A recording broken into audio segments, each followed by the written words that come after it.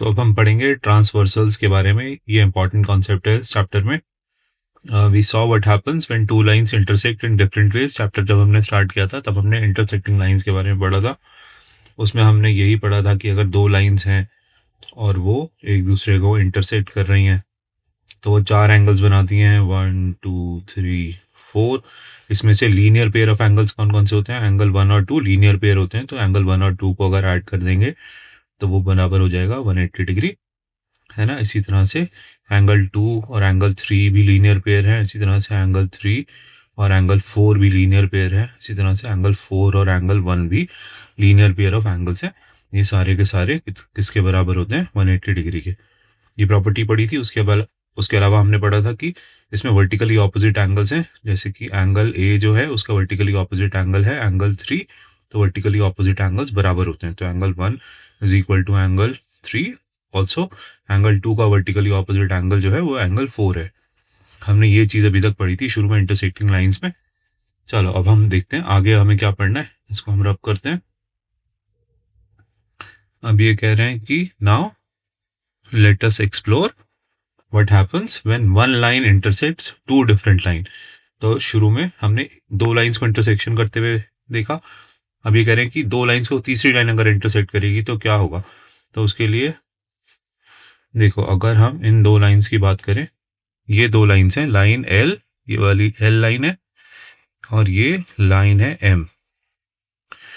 Both these lines are being intersected by this third line, ठीक है, जिसका नाम है टी। तो यहाँ पे जो थर्ड लाइन दोनों लाइंस को इंटरसेक्ट कर रही है उसको हम ट्रांसवर्सल भी कहते हैं, ट्रांसवर्सल लाइन भी कहते हैं। नीचे देखो उसकी टर्मिनोलॉजी पढ़ते हैं। सो लिखा है in figure, line T intersect line L and M और T is called the transversal. तो ये जो टी वाली जो लाइन है ये this is a transversal line. अब अगर हम नोटिस करेंगे तो there are 8 angles formed when a line crosses a pair of line. जब एक लाइन दूसरी लाइन को क्रॉस कर रही थी तो 4 बन रहे थे। जब एक लाइन दो लाइन को इंटरसेक्ट कर रही है तो 4 + 4 8 एंगल्स बन रहे हैं। और इसमें इन्होंने 8 एंगल दे भी रखे हैं, है ना। एंगल 1 2 3 4 ऊपर वाले इंटरसेक्शन पे और 5 6 7 8 नीचे वाले इंटरसेक्शन पे। आगे पूछ रहे हैं, is it possible for all 8 angles to have different measurements. ये आठों के आठों एंगल, ये ट्रांसवर्सल पहली वाली लाइन को जहाँ इंटरसेक्ट कर रहा है और दूसरी वाली लाइन को जहाँ इंटरसेक्ट कर रहा है वहाँ 4 एंगल्स बना रहा है। तो इस 8 के 8 एंगल्स डिफरेंट मेजरमेंट्स के हो सकते हैं, ये पूछ रहे हैं। तो इसका आंसर है नो, ये कभी भी डिफरेंट मेजरमेंट्स के नहीं हो सकते। सिंपल सा रीजन कि तुम फर्स्ट वाले अगर इंटरसेक्शन को देखोगे तो यहाँ पे angle 1 is equal to angle 3 होता है ना। Angle 2 is equal to angle 4 होता है। ऐसा क्यों होता है? Because these are vertically opposite angles. Similarly अगर सेकंड वाली इंटरसेक्शन को देखोगे जहाँ पे ट्रांसवर्सल सेकंड लाइन को इंटरसेक्ट कर रहा है, लाइन एम को इंटरसेक्ट कर रहा है, यहाँ पे angle 5 is equal to angle 7 और angle 6 is equal to angle 8। ठीक है, ये सारे के सारे वर्टिकली ऑपोजिट एंगल्स हैं। वर्टिकली ऑपोजिट एंगल्स जो होते हैं वो हमेशा सेम होते हैं। सो यहाँ पे आपको ये 4 डिफरेंट, है ना, ये फर्स्ट की वैल्यू होगी, कुछ सेकंड एंगल की कुछ वैल्यू होगी, थर्ड एंगल की कुछ वैल्यू होगी, फोर्थ की वैल्यू होगी। ये 4 वैल्यूज ही हो सकती हैं। सो यहाँ पे 8 angles to have different measurements, ये नहीं हो सकता, ये नहीं हो सकता। There are only 4 angles. अगर आप इसमें से देखोगे तो आपको 4 एंगल्स विद डिफरेंट मेजरमेंट्स ही नजर आएंगे। 8 डिफरेंट एंगल्स पूछने के बाद अब ये पूछ रहे हैं व्हाट अबाउट 5 डिफरेंट एंगल्स। इसमें इन्होंने 6 5 4 3 और 2 के बारे में पूछा है। तो 6 5 4 3 ये वाले एंगल्स हैं, है ना। 3 4 5 6 ये 4 एंगल्स डेफिनेटली डिफरेंट होंगे। बट इसके साथ में इन्होंने एंगल 2 के बारे में भी पूछ लिया है। तो एंगल 2 जो है, ये वाला एंगल जो है एंगल 2, ये और एंगल 4 ये बराबर होंगे because these are vertically opposite angles. But anyways देखो, ये यही कह रहे हैं, since angle 1 and angle 3 are vertically opposite angles, they are equal. और पूछ रहे हैं are there other pair of vertically opposite angles. हाँ, there are other pair of vertically opposite angles, अभी जो हमने पेयर्स लिखे थे। और उसके बाद इन्होंने कहा we can see that there are total of 4 pairs of vertically opposite angle. There are 4 pairs जो वर्टिकली ऑपोजिट एंगल्स होते हैं and the angles are equal to each other. Thus आगे लिखा है when a transversal intersect two lines it forms 8 angles, although ये 8 angles बना रही है but with a maximum of 4 distinct angle measures. 4 distinct angle measures ही होंगे और वही 4 बाकी के 4 वर्टिकली ऑपोजिट एंगल्स के बराबर होंगे. देखो यहाँ पे मैं दोबारा से वर्टिकली ऑपोजिट एंगल लिखता हूँ. पहले वाले को देखोगे तो angle 1 is equal to angle 3, angle 2 is equal to angle 4, angle 5 is equal to angle 7 और angle 6 is equal to angle 8. ये सारे वर्टिकली ऑपोजिट एंगल्स हैं. ये 4 पेयर्स हैं जिनका डिस्टिंक्ट एंगल मेजर होगा. So there are only 4 distinct angle measures. अब पढ़ेंगे हम लोग कॉरस्पॉन्डिंग एंगल्स के बारे में. कॉरस्पॉन्डिंग एंगल्स एक इंपॉर्टेंट कॉन्सेप्ट होता है जब हम पैरेलल और इंटरसेक्टिंग लाइंस पढ़ रहे होते हैं. जितने भी क्वेश्चंस अभी नेक्स्ट फिगर इट आउट में आएंगे वो सारे कॉरस्पॉन्डिंग एंगल से ही सॉल्व होंगे जब हम इनका कॉन्सेप्ट समझ पाएंगे. सो चलो पढ़ते हैं पहले. In figure we notice that the transversal T forms two set of angles, one with line L and another with line M. तो ये 2 सेट ऑफ एंगल्स बना रही है. ट्रांसवर्सल जो है ये जो आपके ट्रांसवर्सल है ना, ये एल वाली लाइन के साथ जहाँ इंटरसेक्ट कर रही है वहां पे ये 4 एंगल्स बना रही है. सिमिलरली ये ट्रांसवर्सल जब लाइन एम के साथ इंटरसेक्ट कर रही है तो ये 4 एंगल्स यहाँ पे ये भी बना रही है. बस यही बात लिखी है इन्होंने. अभी कह रहे हैं there are angles in the first set that correspond to the angles in the second set based on their position. अब इन एंगल्स में से कॉरस्पॉन्डिंग एंगल्स वो हैं जो ट्रांसवर्सल्स के और लाइन के एक ही साइड में होते हैं. जैसे कि लाइन एल में ये वाली लाइन जो है, लाइन एल जो है इसके ऊपर लेफ्ट में जो एंगल है ये है एंगल 1 है ना. और एम वाले उसमें सिमिलर पोजीशन में कौन सा एंगल है, एंगल 5. सो हम एंगल 1 और एंगल 5 को क्या कह सकते हैं, these are corresponding angles. Corresponding angles उसके लिए सिर्फ सी लिख रहा हूँ. सिमिलरली ये बताओ कि एंगल 2 का इस वाले एंगल का कॉरस्पॉन्डिंग एंगल कौन सा होगा नीचे वाले सेट में से, उसमें से ये वाला होगा है ना. वो लाइन के ऊपर है और ट्रांसवर्सल के राइट में है. तो यहां से एंगल 2 और एंगल 6 जो है ये भी कॉरस्पॉन्डिंग एंगल है. ये भी कॉरस्पॉन्डिंग एंगल्स हैं. सिमिलरली लाइन के नीचे और लेफ्ट वाला यहाँ पे एंगल 4 है और यहाँ पे लाइन के नीचे और ट्रांसवर्सल के लेफ्ट वाला एंगल 8 है. तो एंगल 4 और एंगल 8 ये भी कॉरस्पॉन्डिंग एंगल्स हैं. सिमिलरली यहाँ एंगल 3 के कॉरस्पॉन्डिंग एंगल कौन सा है, एंगल 7. ठीक है. सो ये angle 3 and angle 7 are corresponding angles. अब तुम वैसे ही देखो, सबको रब कर रहा हूं, ऐसे ही देखो 1 2 3 4 5 6 7 8 कौन सा कॉरस्पॉन्ड कर रहा है कौन से एंगल के साथ. देखो 1 कॉरस्पॉन्ड कर रहा है 5 के साथ, एक ही डायरेक्शन में एंगल्स है. ठीक है. 2 के साथ कौन सा कॉरस्पॉन्डिंग एंगल है, 2 के साथ 6 वाला कॉरस्पॉन्डिंग एंगल है. दोनों एंगल्स लाइन के ऊपर हैं और ट्रांसवर्स से राइट में है, इसलिए कॉरस्पॉन्डिंग एंगल्स हैं. एंगल 4 का कॉरस्पॉन्डिंग एंगल कौन सा लग रहा है, एंगल 8 लग रहा है ना. और एंगल 7 का कौन सा कॉरस्पॉन्डिंग एंगल है, इस वाले एंगल 7 का कॉरस्पॉन्डिंग एंगल कौन सा ऊपर, ये एंगल 3 है. बस हमने इतनी सी ही बात समझनी है. अगर हमें ये कॉरस्पॉन्डिंग एंगल्स दिखने शुरू हो गए तो आगे हम पैरेलल लाइंस, इंटरसेक्टिंग लाइंस में बहुत कुछ पढ़ने वाले हैं, बहुत आसानी से समझ में आने वाला है हमें. तो देखो इन्होंने ये लिखा है angle 1 and angle 5 are called corresponding angles. हमने एंगल 1 और एंगल 5 को दिखाया भी है. एंगल 1 और एंगल 5 जो है कॉरस्पॉन्डिंग एंगल्स हैं. सिमिलरली एंगल 2 एंड 6 हमने कॉरस्पॉन्डिंग एंगल्स बोले है ना. 2 और 6 हमने कॉरस्पॉन्डिंग एंगल्स बोले. Angle 3 and angle 7, angle 3 and angle 7 हमने कॉरस्पॉन्डिंग एंगल्स बोले. Angle 4 and angle 8 are corresponding angles. Angle 4 और एंगल 8 हमने इनको भी कॉरस्पॉन्डिंग एंगल्स की तरह से समझने की कोशिश करी है. These angles are formed when a transversal T intersects with line L and M. ये एक्टिविटी हमें करनी है. We have to draw a pair of lines and a transversal such that they form two distinct angles. अभी जब हमने transversal पढ़ा था जो 2 लाइंस को इंटरसेक्ट कर रहा था, लेट्स से कि ये लाइन L है ना, ये वाली लाइन M है और ये उनका ट्रांसवर्सल है, ये ट्रांसवर्सल है. तो यहाँ 4 सेट ऑफ एंगल्स बन रहे थे. ये था 1 2 3 4 एक सेट बन रहा था, इसमें 4 एंगल्स थे, इसी तरह से नीचे भी एक सेट बन रहा था 5 6 7 8। जब ये बना रहे होंगे एंगल्स तो क्लॉकवाइज इनको घुमाना है ना। जब हमने इसको इससे पहले किया था तब हमने देखा था there are only four distinct angles हमने पढ़ा था इसमें।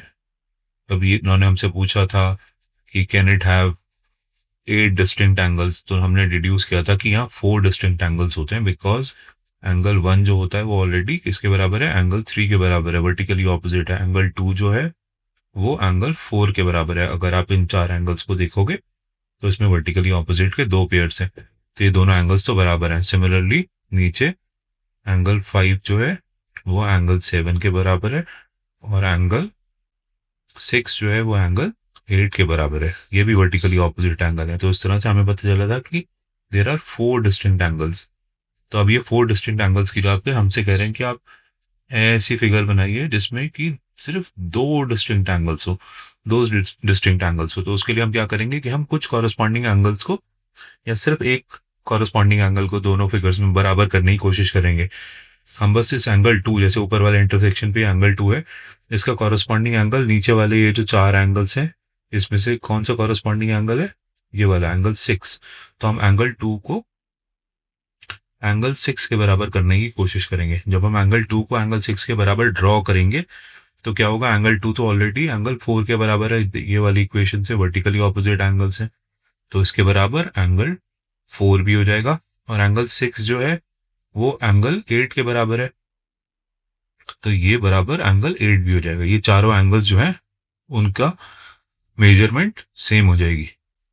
ठीक है, तो ये हम करने की कोशिश करेंगे इस फिगर में। इसके बाद अगर तुम चाहो तो तुम एंगल 1 और एंगल 5 को भी इक्वल कर सकते हो, बट इसको करने की जरूरत नहीं पड़ेगी। जैसे आप एंगल 2 और एंगल 6 को, है ना, इसी वाले एंगल को, एंगल 2 को, एंगल 2 को, इस वाले एंगल को एंगल 6 के बराबर करोगे तो इसके जो लीनियर पेयर के एंगल्स हैं, ये एंगल 1 और इधर एंगल 5, ये अपने आप ही इक्वल हो जाएंगे। बिकॉज एंगल 1 को आप लिख सकते हो 180 डिग्री माइनस एंगल 2, और एंगल 5 को लिख सकते हो 180 degree minus angle 6।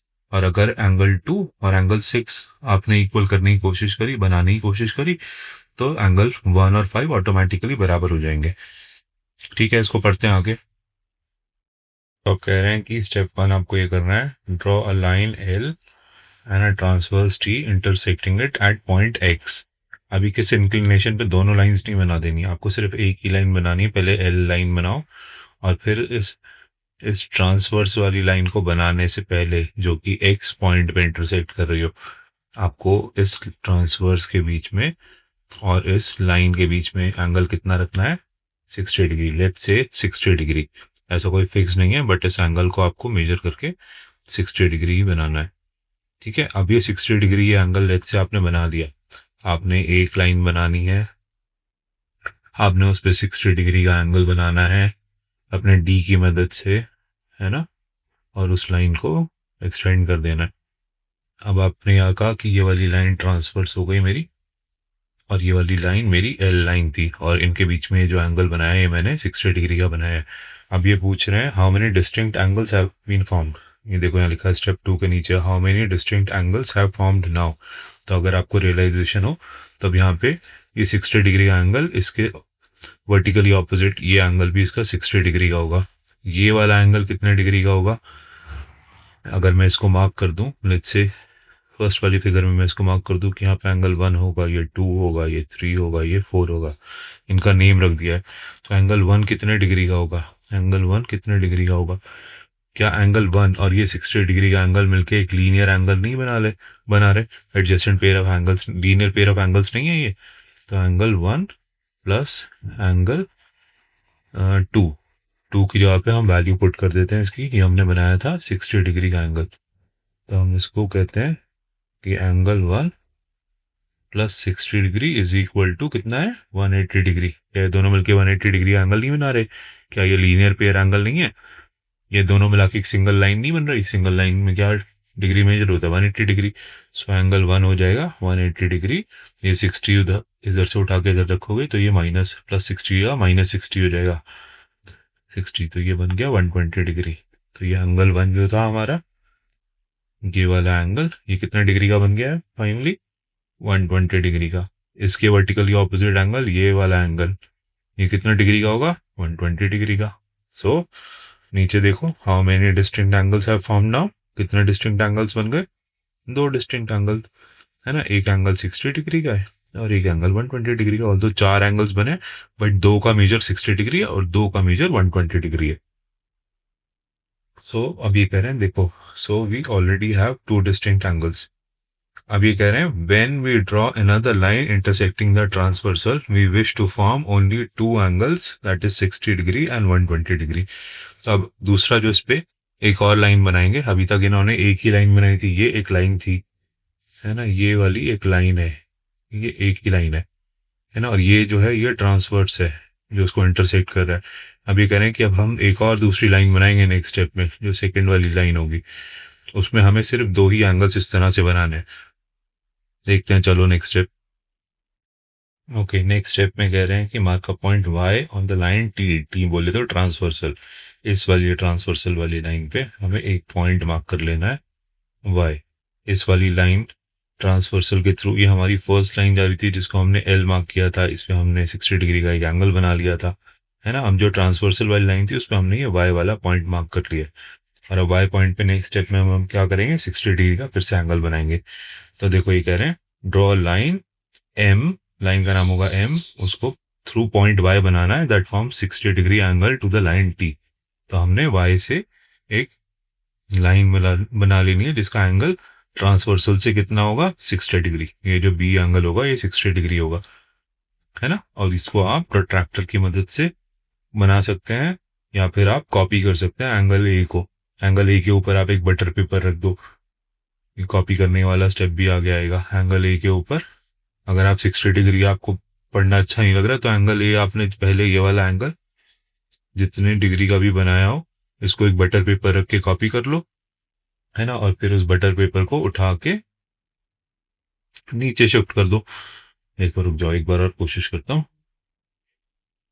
In yellow वाले उनको अगर मैं मिटा दूं, ओके, अच्छे कि अब ये बटर पेपर पे मैंने, बटर पेपर जो रेक्टेंगुलर है वो बटर पेपर है और उसके ऊपर मैंने ये एंगल ए इसके ऊपर मार्क कर लिया।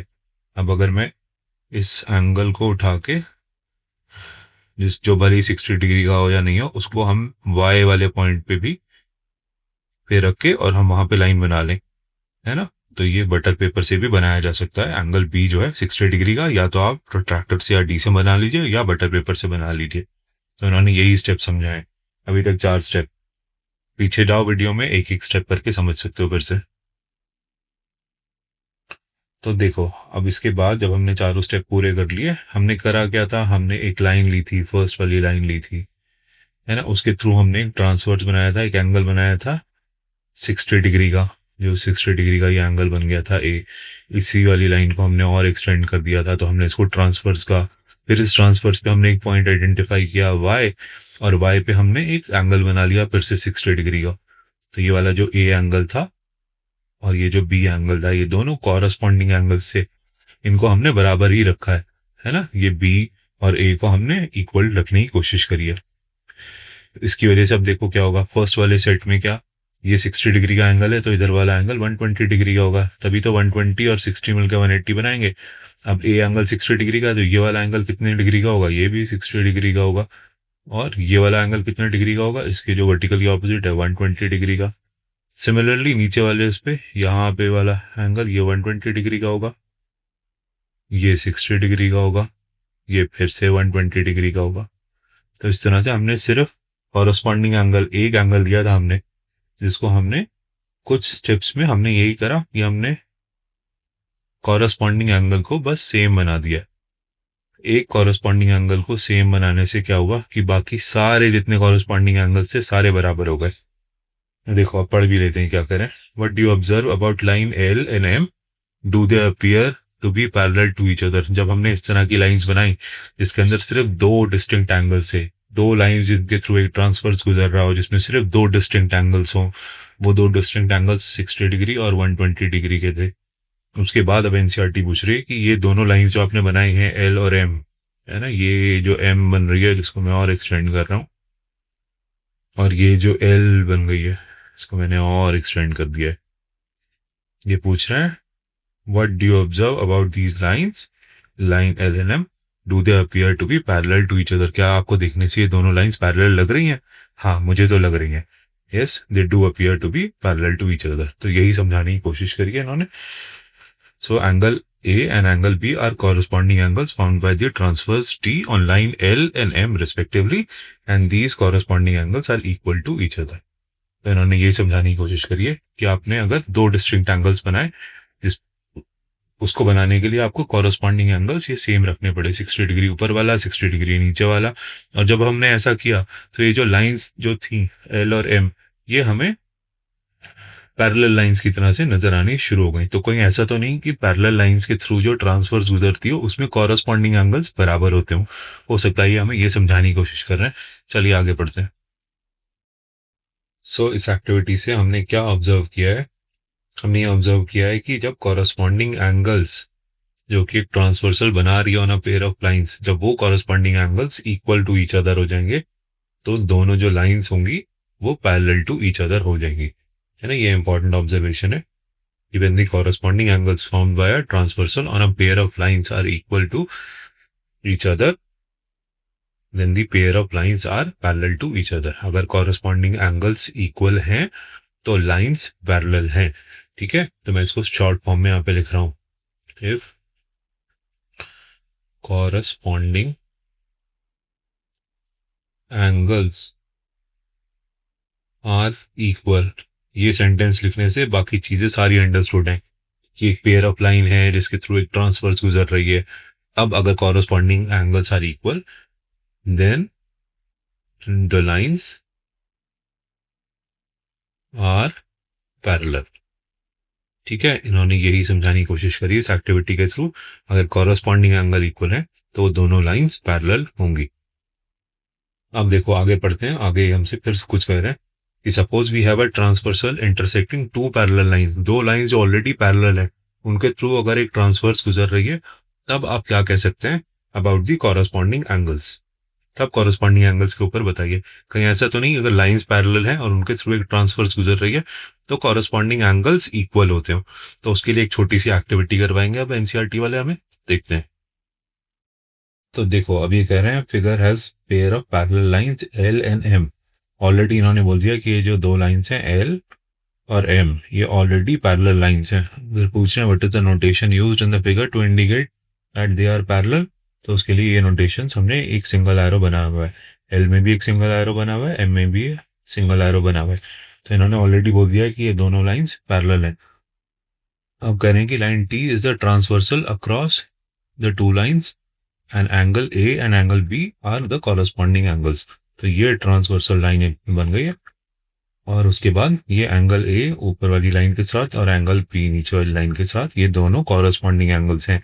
अब आप इन दोनों एंगल्स को मेजर करके देख लीजिए। उसके लिए आप you can take a tracing paper and trace angle A on it. तो आप ट्रेसिंग पेपर ए लेके उस पर ट्रेस कर सकते हैं और उसी सेम ट्रेस को place this tracing paper over angle B and C if the angles align exactly, and आप ये ऑब्जर्व करेंगे कि एंगल्स कंप्लीटली मैच। या फिर आप ये कर सकते हैं check the other corresponding angle in the figure using a protractor. आप डी की मदद भी ले सकते हैं। तो देखो ऐसा करते हैं, ट्रेसिंग पेपर जैसे आप यूज करते हैं ट्रेसिंग पेपर से हम यूज करके देख सकते हैं इस चीज को कि हम एक ट्रेसिंग पेपर यहाँ पे रख लें। हमें मालूम है कि ये दोनों की दोनों पैरेलल लाइंस हैं, लाइन एल और एम, और एक ट्रांसवर्स गुजर रही है जो ऊपर वाली लाइन के साथ एक एंगल बना रही है ए, सिमिलर एंगल या कॉरस्पॉन्डिंग एंगल वो एंगल बी बना रही है। तो हम एंगल ए को उस पर ट्रेस कर लेते हैं।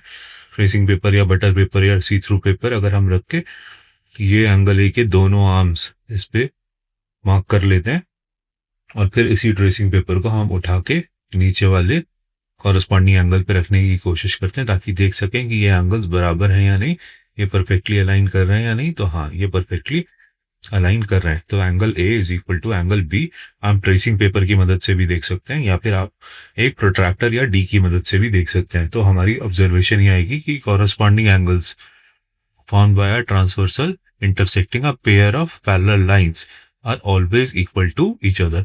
अगर दो एग्जिस्टिंग पैरेलल लाइंस हैं और उसको एक ट्रांसवर्सल इंटरसेक्ट कर रही है, तो कॉरस्पॉन्डिंग एंगल्स जो होंगे they are always equal to each other, corresponding angles हमेशा बराबर होंगे।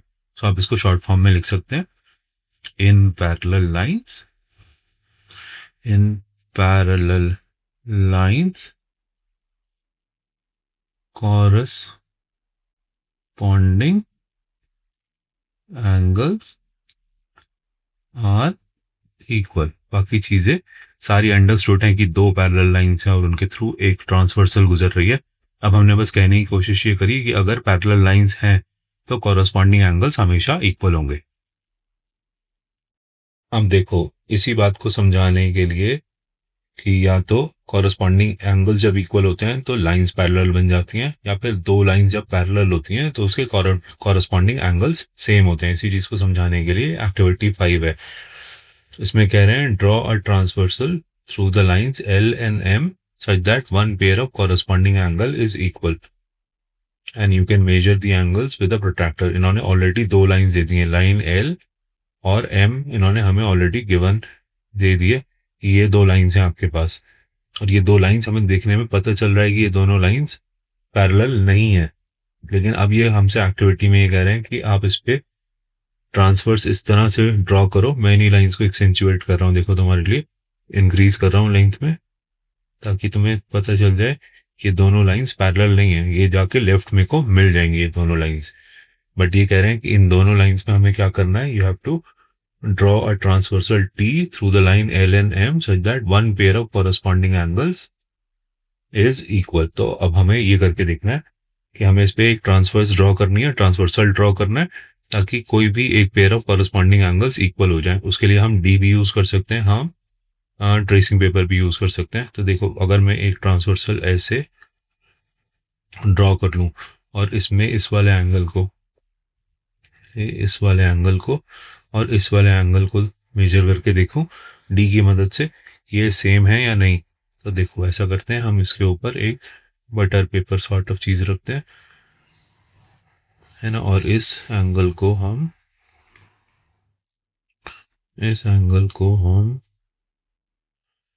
उस बटर पेपर पे ट्रेस कर लेते हैं, और फिर इस बटर पेपर को हम उठा के नीचे वाले एंगल पे रखने की कोशिश करते हैं कि ये एंगल क्या नीचे वाले एंगल से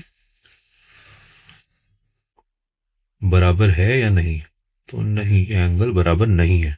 तुम देख सकते हो कि ऊपर वाला एंगल जो था वो छोटा था, है ना, वो छोटा था, तो हम ऐसा नहीं कर पा रहे हैं। आप ये चाहो तो देखो, अब मैं ऐसा करता हूँ, एक नई ट्रांसवर्स ड्रॉ करता हूँ। हो सकता है कि मैंने इस तरह से बनाई हो ट्रांसवर्स। चलो मैं इस बार इस इंक्लिनेशन से ट्रांसवर्स बनाता हूँ, और इसके ऊपर फिर से मैं एक बटर पेपर रख के इस कॉरस्पॉन्डिंग एंगल को ट्रेस करता हूँ, है ना। इस एंगल को मैंने ट्रेस कर लिया। दोबारा से करता हूँ मेरा सॉफ्टवेयर। ओके, इस एंगल को और इस एंगल को मैंने ट्रेस कर लिया, है ना। अब इस वाले एंगल को नीचे वाले एंगल पे उठा के रख के देखता हूँ कि क्या कॉरस्पॉन्डिंग एंगल्स बराबर आ रहे हैं। क्या ये एंगल बराबर है? नहीं, ये एंगल अभी भी बराबर नहीं है। ये वाला एंगल, ऊपर वाला एंगल अभी भी छोटा है ना, as compared to the lower angle. So इसमें कॉरस्पॉन्डिंग एंगल्स इक्वल नहीं होने वाले। इक्वल क्यों नहीं होने वाले? क्योंकि ये दोनों लाइंस पैरेलल नहीं है ना। ये फिगर, ये एक्टिविटी हमें सिर्फ इसीलिए ही पढ़ाई गई थी, एक्टिविटी 5, ताकि हम समझ सकें कि जब भी कॉरस्पॉन्डिंग एंगल्स इक्वल होंगे तो लाइंस पैरेलल होंगी, या लाइंस पैरेलल होंगी तो कॉरस्पॉन्डिंग एंगल्स इक्वल होंगे। तो ऐसी लाइंस जो एक दूसरे के पैरेलल नहीं है, उसमें कॉरस्पॉन्डिंग एंगल्स कभी इक्वल हो ही नहीं सकते। देखो, ये कह रहे हैं, are you finding it hard to draw a transversal such that the corresponding angles are equal? Yes. जब भी हम ट्रांसवर्सल ड्रॉ करते हैं तो कॉरस्पॉन्डिंग एंगल हमारे इक्वल नहीं आ रहे। We are finding it hard to draw a transversal such that the corresponding angles are equal. क्योंकि ये दोनों लाइंस पैरेलल नहीं है तो कॉरस्पॉन्डिंग एंगल्स इक्वल नहीं होंगे।